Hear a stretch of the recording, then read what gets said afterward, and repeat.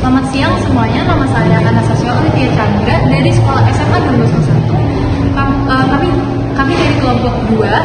Saat ini kami sedang berada di Museum Fathahillah dan kami bersama dengan Pak Suparta ya sebagai pemandu di museum. Oke, Pak Suparta, izinkan aku untuk bertanya mengenai Museum Fathahillah ya. Silakan. Ya. Jadi untuk yang pertama, kenapa Museum Fathahillah itu dinamakan Museum Fathahillah? Apa makna dibalik dari kata Fathahillah itu? Baik, jadi saya luruskan ya. Nama resmi dari museum ini adalah Museum Sejarah Jakarta.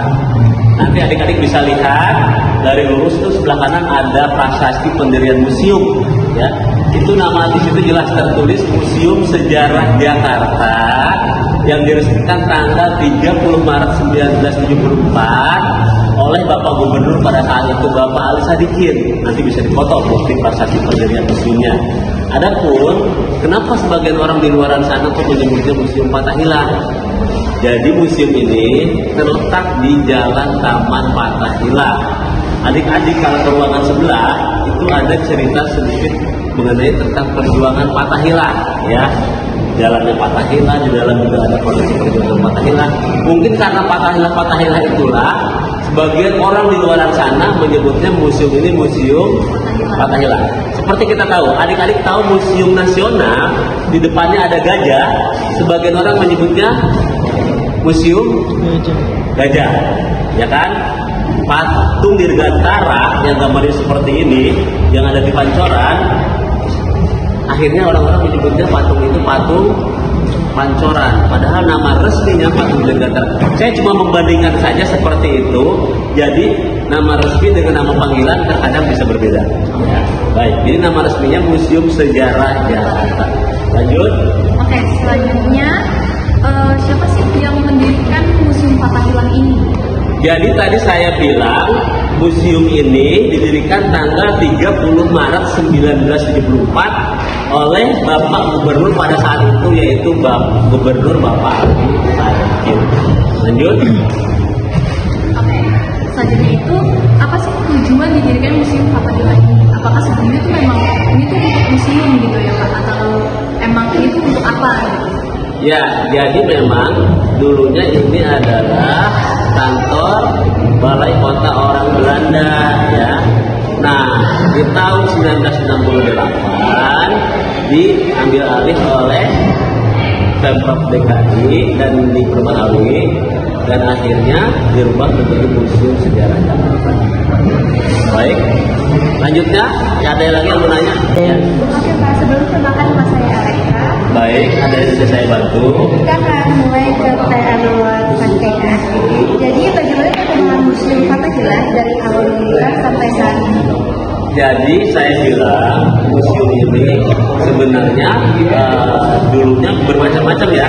Kalau lihat perkembangannya, dulunya kantor Balai Kota Orang Belanda pada saat Jepang 1940 sampai 45 dijadikan sebagai markas logistik atau markas pertukaran antara dari Jepang. Pernah menjadi kantor provinsi Jawa Barat pada saat itu. Pernah menjadi kantor Kodim 05 03 Jakarta Barat. Nah, setelah diperbaiki, direnovasi, terakhir begitu kuat dari museum sejarah. Lalu apa yang membedakan Museum Fathahillah ini dengan museum lainnya? Yang membedakan ya, kita tahu ya, di museum ini, kalau adik-adik tadi sudah muter belum? Sudah. Di bawah tangga ada 5 buah bendera bawah tangga sudah masuk? Baik. Nah, salah satunya yang membedakan adalah di museum ini ada yang namanya 5 ruangan penjara bawah tanah untuk pria dan 1 ruangan penjara bawah tanah untuk wanita. Yang mana mungkin itu di tempat lain, di museum lain tidak ada. Itulah salah satu bedanya. Ada lagi? Lalu apa saja peristiwa bersejarah yang telah terjadi di Museum Fathahillah?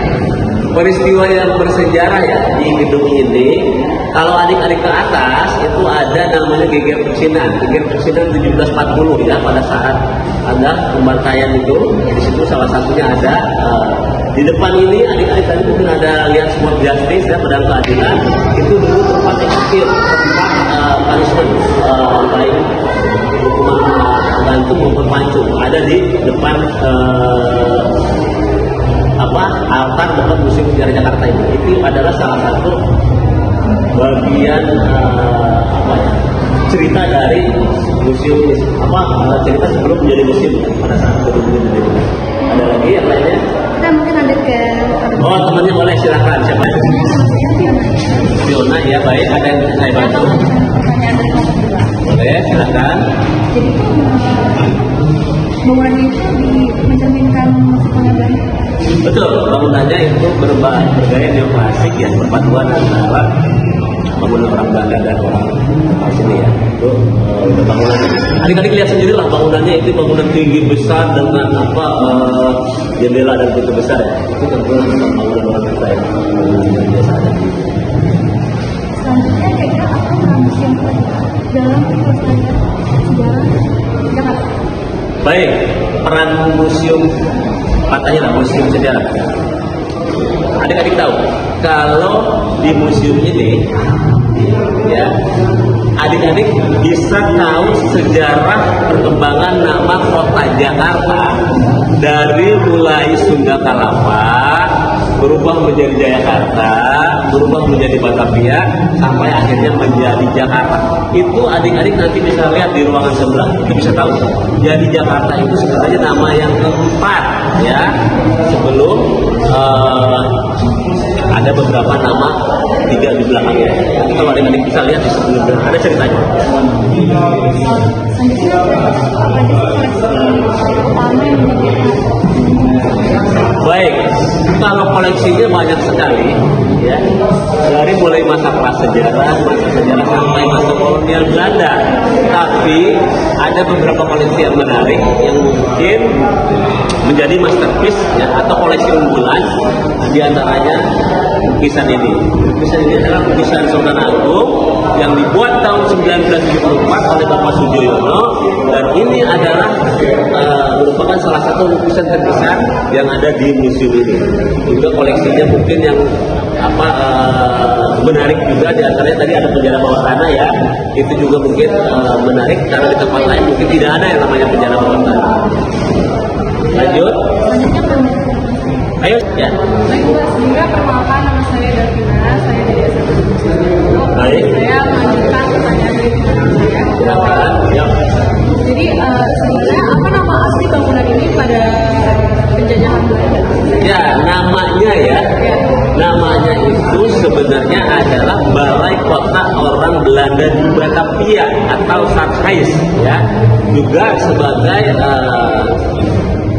kantor Dewan Pengadilan ya, ada pada saat awal difungsikan, awal dibangun itu fungsinya ya, belum menjadi museum. Ada lagi. Lalu apakah masih ada bagian dari bangunan yang dibiarkan asli tanpa renovasi? Iya, sebagian besar dari bangunan ini itu memang secara globalan bangunan itu masih utuh. Walaupun beberapa perubahan misalkan kayak mungkin warna cat, genteng atau engsel itu mungkin sudah mengalami perubahan, karena memang bangunan ini sekarang itu usianya sudah lebih dari 300 tahun. Bangunan ini diresmikan atau selesai pembangunannya 10 Juli 1710. Sekarang tahun 2025. Jadi usia bangunannya sampai sekarang sekitar 315 tahun. Jadi ini gedung tua yang ada di kota tua yang sudah lebih dari 3 abad. Ya, baik, ada lagi yang mau ditanyakan? Baik, terima kasih juga atas kunjungannya. Masih ada lagi yang mau nanya-nanya ini sudah semua? Baik, terima kasih atas kunjungannya. Semoga bisa menambah wawasan, pengetahuan dan bermanfaat buat adik-adik semua. Terima kasih. Buang mata.